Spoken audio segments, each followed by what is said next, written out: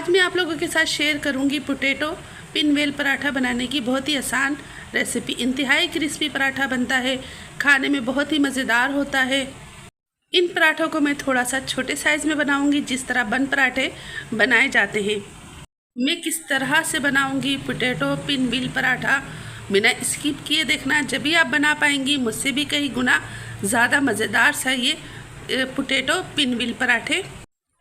आलू के पराठे हो गए हैं पुराने, अब बनाए न्यू स्टाइल से और नए जायके के साथ ये पराठे, और अपने बच्चों को और अपने प्यारों को खिलाएं और बना के उनको भी हैरान कर दें और वो भी कहेंगे ये बहुत ही मज़ेदार से बने। तो चलें बिना टाइम ज़ाया किए रेसिपी स्टार्ट करते हैं।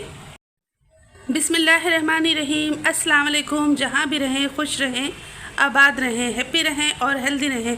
मैं हूँ आसिया शाहिद और वेलकम करती हूँ आपको आसिया किचन एंड व्लॉग 1 में।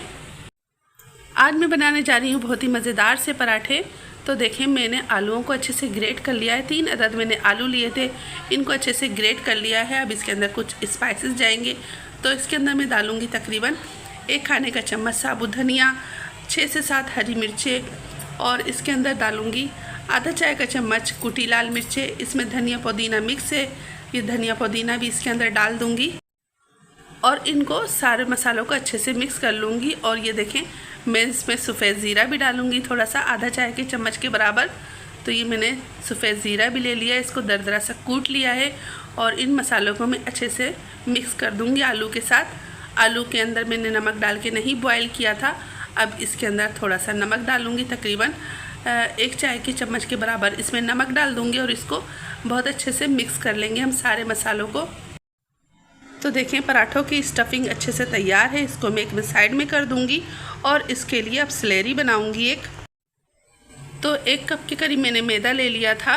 अब इसके अंदर कुछ स्पाइसेस डालूंगी। आधा चाय का चम्मच कुटी मिर्चें डालूंगी और आधा ही चाय का चम्मच इसके अंदर मैं नमक डालूंगी, मगर 1 चुटकी मैं अजवाइन भी डालूंगी इसके अंदर, क्योंकि अजवाइन से बहुत अच्छी सी खुशबू आती है। और देखें, आधा चाय का चम्मच इसमें नमक डाल दूँगी।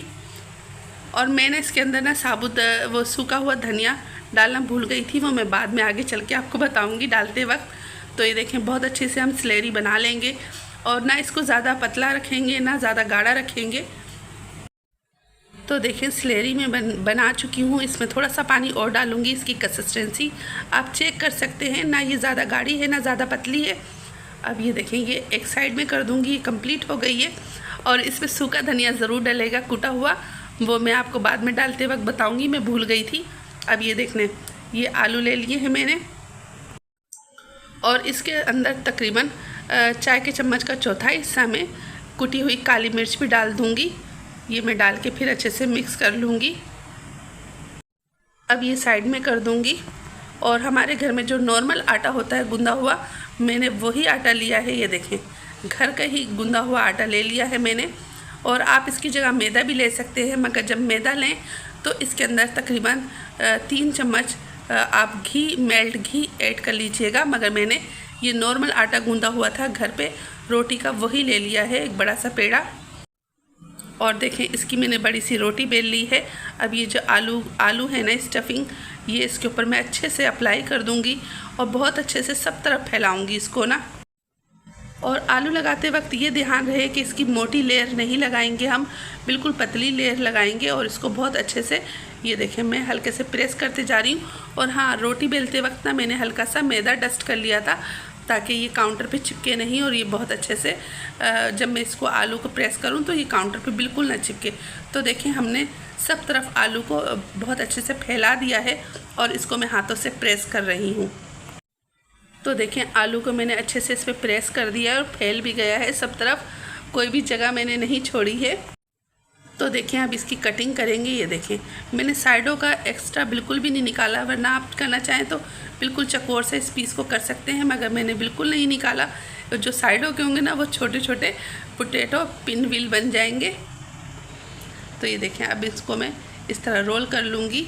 ये देखें, सारे जितनी भी कटिंग किए हैं ना, मैं इनको सबको अच्छे से, ये देखें किस तरह रोल कर रही हूँ। ये देखें, तो देखें सारे रोल हो गए थे। अब मैंने इनको हाथों की मदद से प्रेस कर रही हूँ। ये देखें, और कितने अच्छे से खूबसूरत लग रहे हैं। ये आप चेक करें इसके अंदर कितने अच्छे से रिंग बने हैं। ये देखें, ये मैं हाथों की मदद से प्रेस कर लूँगी और जो हमने स्लेरी तैयार की है ना उसी के अंदर डिप करके इसको फ्राई करेंगे। तो ये देखें, अब मैं इसके अंदर डिप करूँगी और ऑयल ज़्यादा गर्म नहीं है कि डालते ही ये जल जाए। ऑयल बिल्कुल नॉर्मल है, ना ज़्यादा ठंडा है ना ज़्यादा गर्म है। तो ये देखें, एक मैंने डाल दिया है, दूसरा भी मैं डाल दूँगी। और वो जो छोटे साइडों की कटिंग निकली है ना उसके भी मैंने छोटे छोटे से पोटैटो पिन व्हील बना लिए हैं। तो ये देखें, अब इसको मैं थोड़ा सा पलट लूँगी तकरीबन 2 मिनट के बाद। और जो बिल्कुल किनारे वाले साइड के थे ना वो छोटे बने हैं, तो वो भी मैंने इसके अंदर रख दिए तलने के लिए। और जो स्लेरी हमने तैयार की थी उसके अंदर मैं ना कूटा हुआ साबुत धनिया डालना भूल गई थी, अब मैं इसके अंदर मिक्स कर दूँगी। तो ये देखें, और देखें पराठे कितने अच्छे से गोल्डन हो रहे हैं। इसमें जब प्यारा सा गोल्डन कलर आ जाएगा ना और ये थोड़े क्रिस्पी हो जाएंगे तो उस वक्त मैं इनको निकाल लूँगी।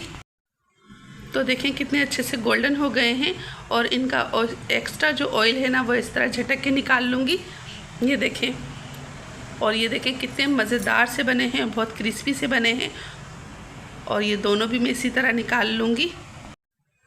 और जो मैंने बाकी भी बना के रखे हैं वो भी इसी के अंदर डिप करके इसी तरह फ्राई कर लूँगी 1 बाय 1 करके। इसके अंदर भी 3 रखूँगी, अभी 2 डाले हैं, तीसरा भी मैं इसके अंदर बाद में डाल दूँगी। तो देखें 2 को मैंने डाल दिया है, अब इनको पलटाऊँगी आराम से।